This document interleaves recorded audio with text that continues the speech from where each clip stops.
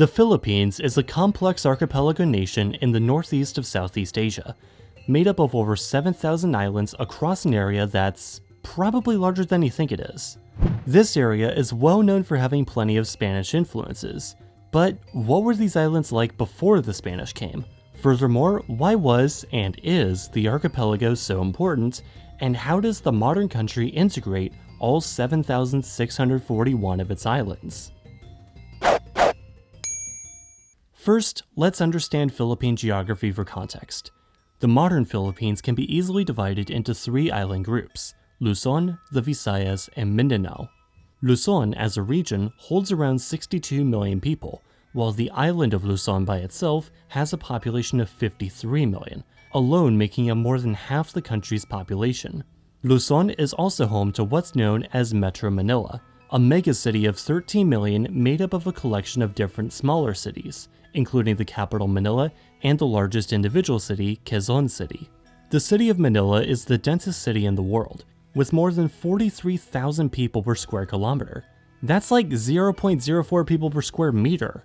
For context, Macau, the most densely populated territory in the world, holds around 21,000 per square kilometer. In fact, the second, third, and sixth densest cities in the world are also located within Metro Manila. Luzon as a whole is highly urbanized, with some of the country's biggest and most important deepwater ports, and accounts for nearly 2/3 of the country's GDP. As a region, Luzon is also associated with the islands of Mindoro and Palawan, together the Mimaropa region to the southwest, as well as the Bicol region to the southeast. Second are the Visayas, comprised primarily of Bohol, Cebu, Leyte, Negros, Panay, and Samar, though Palawan can also sometimes be included in this list.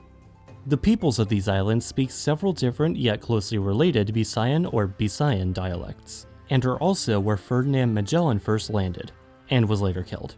Lastly, Mindanao is the southernmost cluster of islands, and its western portion remains predominantly Muslim to this day. Mindanao itself is the second largest island after Luzon, and is home to 26 million people, many of whom live in the largest city, Davao. Mindanao, however, is also one of the poorer areas of the country, making up only 17% of the national economy, largely supported by agriculture, fishing, and forestry. But before we can learn more about what this country is like and what challenges it has to deal with nowadays, first we have to— No, this is not an ad break, this video isn't sponsored. Okay, what I was going to say was, we must first ask, what was it like in the past? More specifically, what was it like before the Spanish arrived? These islands and these regions are essentially only one country because of, well, Spanish colonialism. Before the Spanish first arrived, however, the map was a lot more fractured. The first credible written record in the Philippines, written in a mixture of Old Javanese, Old Malay, and Sanskrit, dates back to around AD 900. However, the Philippine cultures also developed their own writing system from the 14th through 16th centuries, in Abugida known as Baybayin. I very briefly mentioned it in my video on why India and also Southeast Asia have so many writing systems, but Baybayin is part of the Brahmic family of writing systems, a descendant of Kawi which itself descended from Brahmi, which may or may not, it's still very disputed, descend from Aramaic, itself sharing a common ancestor with scripts including Latin, Cyrillic, and Arabic. Phoenician. Back in those days, the islands were home to a whole host of different polities. While certain areas were often controlled by outside powers like the Brunei Sultanate, it was also home to small polities like Ma'i and Tondo. These states often adopted a form of government known as barangay, as small polities anywhere in size from small communities to city-states. Rulers took one of many different titles depending on their region, from sultans in Islamized areas to rajas where there had been extensive contact with Malaysia and Indonesia, to lakans among the Tagalogs. Interestingly, barangays are still a thing in the modern Philippines as well, though these centuries they form the smallest administrative divisions in the country. Just below municipalities, themselves just below the— Wait, hang on. Alright, I want you all to guess this right now. Does the Philippines have states or provinces? Vote now on your phones. Provinces. The answer is provinces. As if to show just how diverse they have always been, the Philippines can be divided into 134 ethno-linguistic groups, with 135 languages native to the country, the 135th being the national language, Filipino, an official variety of the Tagalog language, co-official in government alongside English. I guess it's a little like how Indonesia's national language, also to unite a group speaking hundreds of native languages across a diverse archipelago nation, is a Malay-based dialect called Indonesian. With English being an official language alongside Filipino, and thus being a mandatory subject in school, while Spanish has no longer been required for decades now, the Philippines technically has the 4th largest population of English speakers in the world, with over 30,000 native speakers, and around 90 million speakers in total. The Philippines is one of the very few countries in Asia to have Christianity as its major religion. I probably don't need to tell you this, because colonialism. Before they were taken over by the Spanish though, the Philippines were largely Islamic, and Hindu before that, and early folk beliefs before that, and part of Pangaea before that. Back in the 14th century, an explorer named Makhdum Karim left his province of Malacca, bringing Islam to the Philippines.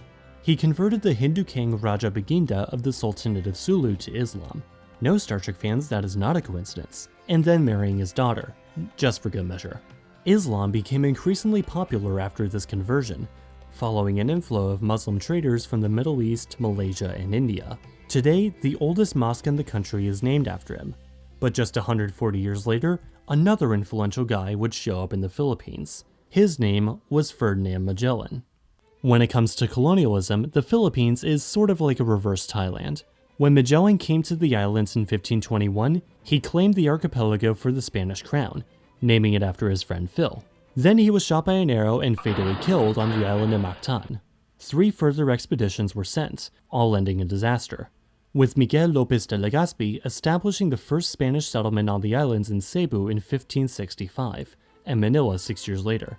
Alongside the soldiers, however, also came missionaries, with the aim of converting the local population to Roman Catholicism. A mission which nowadays seems to have been about 82.9 to 85% successful, with of course the notable exception of the Muslim sultanates of Mindanao and Sulu. Then, to very briefly summarize things, there were a series of revolts throughout the 19th century, which were all brutally suppressed until the rebels started to gain the upper hand. At which point the US, also fighting a war with Spain, basically said, "Hey guys, y'all want some help fighting the Spanish in exchange for another 50 years of foreign rule?" Traveling between the islands, both historically and in modern times, is primarily done by... Well, you're looking at the map, how do you think they get between the islands? The Rocinante? Aside from many cheap Cebu Pacific flights, there also exist a series of privately and publicly run ferries.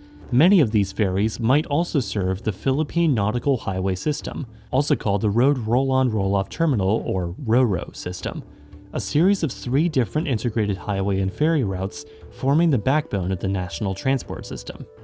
Navigating within islands can also be difficult though, as these tropical volcanic islands are incredibly mountainous and extremely forested. Now, you remember how I talked about how dense Metro Manila can be? Turns out that also applies to cars, as Manila is infamous for its traffic. Who'd have thought the densest city in the world wouldn't be a good place for the least density-friendly form of urban transport imaginable? According to the TomTom Traffic Index, as of 2019, just so we don't have to account for COVID lockdowns, Manila was ranked the 2nd most congested city in the world, scoring 71%, meaning a trip from point A to point B took on average 71% longer than it would have without congestion. It also doesn't help how little the city's public transport truly serves the demand it receives, with long waits for the MRT or LRT not unheard of. Thus, it is clear that Manila needs help with its mass transit woes. Not you, Elon! In addition, however, with them literally lying on their own tectonic plate, the Philippines is often subject to intense earthquakes and volcanic eruptions. I swear, I'm not the only one noticing parallels between the Philippines and Indonesia, am I? The 1991 eruption of Mount Pinatubo in particular required more than 20,000 be evacuated. Combine this with the increasingly frequent and violent typhoons due to man-made climate change, and the struggle of keeping up well-functioning infrastructure becomes more and more apparent. Even with all these geographical challenges to contend with though, the Philippines is still one of the most important countries in the Asia-Pacific region, even if they're routinely forgotten about through what I like to call the New Zealand effect.